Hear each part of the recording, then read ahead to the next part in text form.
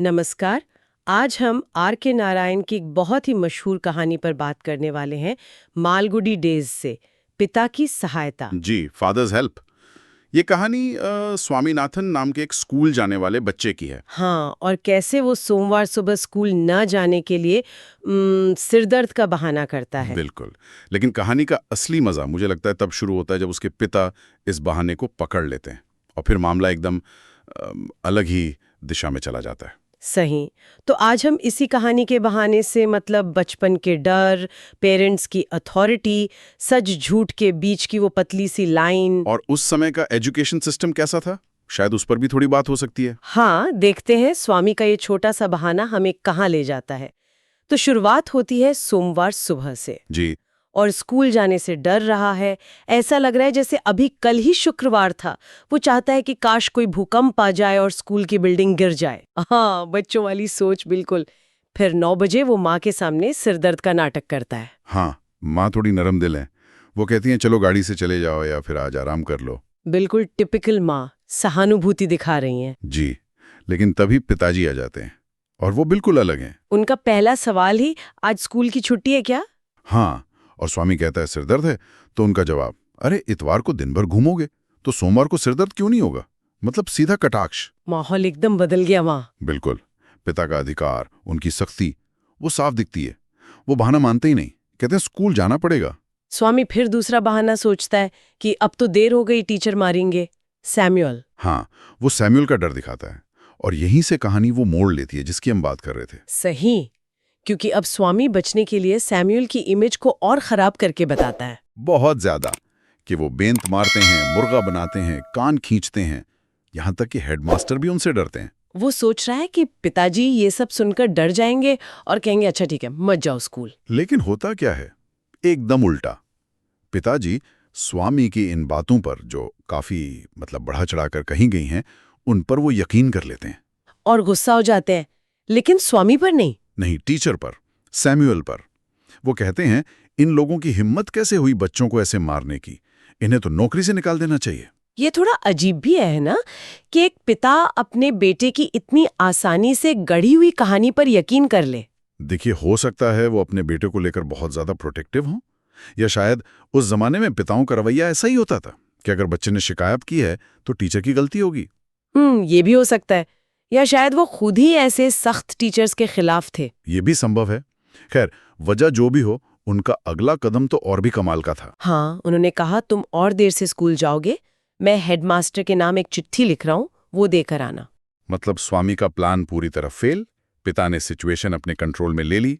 स्वामी ने मना करने की कोशिश की है, पर उसकी एक न चली। पिता ने एक लंबी सी चिट्ठी लिखी, लिफाफे में सील की और स्वामी को थमा दी। कहा इसे सीधे हेडमास्टर को देना। यहाँ पिता की ऑथोरिटी एकदम पीक पर है। बच्चे का डर, उसकी फीलिंग्स, कोई मतलब नहीं, बस मेरा फैसला मानो। अब स्वामी की हालत खराब। स्कूल जा रहा है और सोच रहा है कि मैं दुनिया का सबसे झूठा लड़का हूँ। हाँ, उसका जमीर उसे कचोट रहा है। ये बच्चों की साइकोलॉजी को दिखाता है। उसे समझ नहीं आ रहा कि उसने सैमुअल के बारे में जो कहा उसमें कितना सच था, कितना झूठ। उसे याद आता है कि सैमुअल इतने बुरे भी नहीं हैं, कभी कभी मजाक भी कर लेते हैं। उसके खुद के साथ तो कभी कुछ बुरा नहीं किया सैमुअल ने। बस वो सुनी सुनाई बातें थी, खासकर वो पहली क्लास के बच्चे वाली बात कि सैमुअल ने उसे इतना मारा कि इसके माथे पर खून से बिंदी लग गई, पर किसी ने देखा नहीं था। बिल्कुल। ये अफवाहें कैसे फैलती हैं बच्चों में। तो स्वामी के मन में कश्मकश चल रही है, चिट्ठी दूं या न दूं। उसे डर है कि इस चिट्ठी से सैमुअल सर की जिंदगी बर्बाद हो जाएगी, नौकरी चली जाएगी, पुलिस पकड़ लेगी, जेल हो जाएगी। वो खुद को एक कातिल जैसा महसूस करने लगता है। बहुत गहरा चित्रण है ये, एक बच्चे के मन की उलझन का। एक तरफ पिता का डर, दूसरी तरफ अपने झूठ के अंजाम का डर, और कहीं ना कहीं सैमुअल के लिए थोड़ी हमदर्दी भी। वो सोचता है चिट्ठी नाली में फेंक दूं, फिर सोचता है घर लौट जाऊं, लेकिन पिताजी का डर उसे रोक लेता है। फिर स्कूल पहुंचकर उसे एक नया आइडिया आता है। हाँ, कि चिट्ठी शाम को दूंगा, तब तक शायद सैमुअल सच में कुछ ऐसा कर दें जिससे चिट्ठी देना सही लगे। मतलब वो चाहता है कि सैमुअल उसे मारे। कितनी अजीब बात है ना। और फिर वो क्लास में पहुंचता है। सैमुअल गणित पढ़ा रहे हैं। स्वामी का दिल जोरों से धड़क रहा है। उसे लग रहा है बस अब सैमुअल उसे देखेंगे और चिल्लाएंगे, मारेंगे। वो मनी मन प्रार्थना भी कर रहे हैं कि भगवान करे सैमुअल मुझे पीटे। लेकिन सैमुअल, वो तो बिल्कुल शांत है। वो स्वामी को देखते हैं और बड़े आराम से पूछते हैं, अरे तुम अभी आ रहे हो स्कूल? स्वामी की सारी उम्मीदों पर पानी फिर गया। वो कहता है, हाँ सर, देर हो गई। सैमुअल पूछते हैं क्यों देर हुई? स्वामी कहता है, सर सिर में दर्द था। अब सैमुअल को गुस्सा आना चाहिए था ना, पर वो क्या पूछते हैं, तो फिर स्कूल आए ही क्यों? कमाल है। और जब स्वामी कहता है कि पिताजी ने कहा क्लास मिस करना ठीक नहीं है, तो सैमुअल इम्प्रेस हो जाते हैं, कहते हैं तुम्हारे पिताजी तो बहुत समझदार लगते हैं। स्वामी का तो दिमाग ही घूम गया होगा। वो मन में सोचता है, अरे बेवकूफ, तुझे पता नहीं मेरे पिताजी ने तेरे लिए क्या कांड कर दिया है। सैमुअल का ये अच्छा बर्ताव उसे और परेशान कर रहा है। वो स्वामी को बैठने को कहते हैं, पूछते हैं दर्द कैसा है। स्वामी बेचारा दुखी मन से बैठ जाता है। उसे लग रहा है सैमुअल दुनिया के सबसे अच्छे आदमी है। हाँ, और अब कहानी में टेंशन और बढ़ जाती है। स्वामी के लिए अब पिटना जरूरी हो गया है किसी भी तरह। होमवर्क चेकिंग का टाइम आता है। स्वामी को लगता है चलो अब सैमुअल सख्ती दिखाएंगे। लेकिन उस दिन सैमुअल का मूड पता नहीं क्यों बहुत नरम था। जिनकी कॉपी खराब थी उन्हें भी बस वापस कर दिया, बेंच से हल्का सा छुआ लिया, थोड़ी देर बेंच पर खड़ा कर दिया। जब स्वामी की बारी आई उसने साफ कह दिया, होमवर्क नहीं किया सर, सिर दर्द था। और सैमुअल, उन्होंने बिना डांटे का ठीक है बैठ जाओ। स्वामी की तो हालत खराब, घोर निराशा। अब आखिरी पीरियड, वो भी सैमुअल का ही है। इतिहास। स्वामी अब पक्का इरादा कर लेता है, अब तो मैं इन्हें उकसा कर रहूंगा। पाठ चल रहा है वास्को डी गामा का। स्वामी अचानक खड़ा होता है और चिल्ला कर पूछता है, सर कोलंबस हिंदुस्तान क्यों नहीं आया? सर मेरी आवाज ही ऐसी है। फिर कोई और बच्चा सवाल पूछता है। स्वामी फिर पीछे से चिल्लाकर जवाब देता है। सैमुअल को थोड़ा ताज्जुब होता है स्वामी के बर्ताव पर। वो फिर टोकते हैं। स्वामी फिर वही आवाज वाला बहाना। पीरियड खत्म होने में बस 15 मिनट बचे हैं। स्वामी सोचता है ये आखिरी मौका है। सैमुअल मुगल साम्राज्य पर सवाल पूछना शुरू करते हैं। एक लड़के से सवाल पूछते हैं, लेकिन स्वामी खड़ा होकर जोर से गलत जवाब चीखता है। हाँ। सैमुअल कहते हैं, लगता है सिरदर्द से तुम पागल हो गए हो। इस पर स्वामी क्या करता है, वो जोर से हंसता और चिल्लाता है, नहीं सर, अब मुझे सिरदर्द बिल्कुल नहीं है। अब सैमुअल को थोड़ा गुस्सा आता है। वो कहते हैं, बेवकूफ लड़के, बैठ जाओ। स्वामी बेवकूफ सुनकर खुश हो जाता है, चलो कुछ तो हुआ। सैमुअल धमकी देते हैं, अब अगर बोले तो मैं तुम्हें बैंत लगाऊंगा।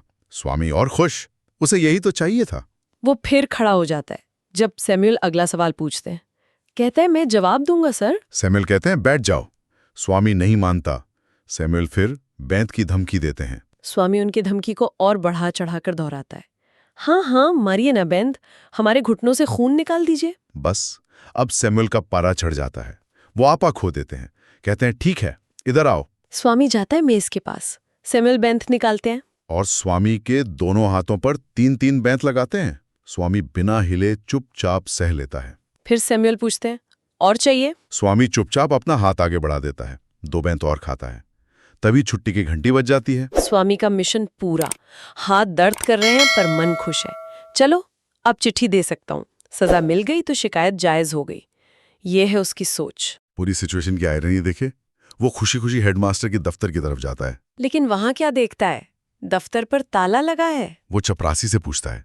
चपरासी बताता है, हेडमास्टर साहब तो 1 हफ्ते की छुट्टी पर है। और असिस्टेंट हेडमास्टर कौन है? वही सैमुअल। ये तो क्लाइमैक्स हो गया। जिसके खिलाफ शिकायत देनी थी वही इंचार्ज है। अब स्वामी क्या करे, उसके पास भागने के सिवा कोई रास्ता नहीं। वो तेजी से घर की तरफ भागता है। घर पहुंचकर वो चुपचाप चिट्ठी पिताजी को वापस देता है। पिताजी फिर भड़क जाते हैं, कहते हैं मुझे पता था तुम ये चिट्ठी नहीं दोगे, डरपोक कहीं के। स्वामी कहता है, नहीं हेडमास्टर छुट्टी पर है। पिताजी मानते ही नहीं, कहते तुम झूठ बोल रहे हो। और आखिर में वो उस चिट्ठी को फाड़कर फेंक देते हैं। और स्वामी को क्या कहते हैं? कहते हैं, अब अगर सैमुअल तुम्हारा गला भी घोंट दे तो मेरे पास मत आना। कहानी यहीं खत्म। एक अजीब से तनाव के साथ खत्म होती है कहानी। कोई समाधान नहीं निकलता। तो इस पूरी कहानी से मतलब हमने क्या देखा, एक बच्चे का डर उसे कैसे झूठ की तरफ धकेलता है। हाँ, और एक पिता का जरूरत से ज्यादा सख्त रवैया, या शायद कहें कि स्थिति को ठीक से ना समझना, वो कैसे मामले को और बिगाड़ सकता है। और सच कितना पेचीदा हो सकता है। स्वामी के लिए जो झूठ था, पिता के लिए वो सच बन गया। और फिर उस झूठ को सच साबित करने के लिए स्वामी को और झूठ बोलने पड़े और अंत में पिटना पड़ा। बिल्कुल। और ये कहानी उस समय के एजुकेशन सिस्टम पर भी एक सटल सी टिप्पणी है। बेद का डर, टीचर्स की मनमानी, हेडमास्टर का खौफ, ये सब बच्चों के मन में बैठा हुआ था। सैमुअल का कैरेक्टर भी बड़ा इंटरेस्टिंग है। स्वामी की कल्पना में वो एक राक्षस है, पर असलियत में वो काफी नॉर्मल, बल्कि उस दिन तो काफी नरम दिल निकले। हाँ, ये दिखाता है कि बच्चे दुनिया को कैसे देखते हैं, उनकी कल्पना कैसे सच और झूठ को मिला देती है, और बड़ों का बर्ताव उन पर कितना गहरा असर डालता है। पिता का आखिर में वो चिट्ठी फाड़ देना, वो भी कोई हल नहीं था। वो बस एक तरह से कम्युनिकेशन गैप को और बढ़ा रहा है। सही कहा। एक जो मुख्य बात मुझे लगती है वो है डर का मनोविज्ञान। स्वामी का हर एक्शन डर से मोटिवेटेड है। स्कूल का डर, पिता का डर, सैमुअल से पिटने का डर, फिर चिट्ठी के पकड़े जाने का डर। और अंत में वो जानबूझकर सजा लेता है सिर्फ इसलिए ताकि पिता के सामने झूठा साबित ना हो। अजीब सी बात है। वाकई आर.के. नारायण की यही खूबी है। बड़ी सादगी से, हल्के फुल्के अंदाज में वो गहरी बातें कह जाते हैं। ये सिर्फ एक बच्चे की शरारत की कहानी नहीं रह जाती, ये इंसानी रिश्तों, बर्ताव की जटिलताओं पर एक अच्छी कहानी है। हाँ, पिता की सहायता हमें सोचने पर मजबूर करती है कि अथॉरिटी का इस्तेमाल कैसे होना चाहिए, बच्चों के डर को कैसे समझना चाहिए, और क्या सच बोलने का साहस हमेशा डर पर हावी हो पाता है। सोचने वाली बात ये भी है, जैसा आपने कहा, कि अगर पिता ने शुरू में ही शांति से बात की होती या सामी पर थोड़ा भरोसा दिखाया होता, तो क्या ये सब होता? शायद नहीं। ये कहानी शायद हमें बेहतर कम्युनिकेशन की अहमियत भी याद दिलाती है। बिल्कुल, एक बहुत ही दिलचस्प कहानी, और उस पर ये चर्चा। जी, तो इसी के साथ आर.के. नारायण की ये मनोरंजक कहानी यहीं समाप्त होती है। हमें सुनने के लिए सभी श्रोताओं का बहुत बहुत धन्यवाद। अगर आपको ये कहानी और हमारी ये बातचीत पसंद आई हो, तो प्लीज़ हमारे चैनल आज की कहानी को लाइक करें, अपने दोस्तों और परिवार के साथ शेयर करें, और हाँ, सब्सक्राइब करना ना भूलें। और वो जो घंटी का आइकॉन है, बेल आइकॉन, उसे भी जरूर दबाएं, ताकि जब भी हम कोई नई कहानी लेकर आएं आपको फौरन पता चल जाए। अगली कहानी तक के लिए विदा। नमस्कार।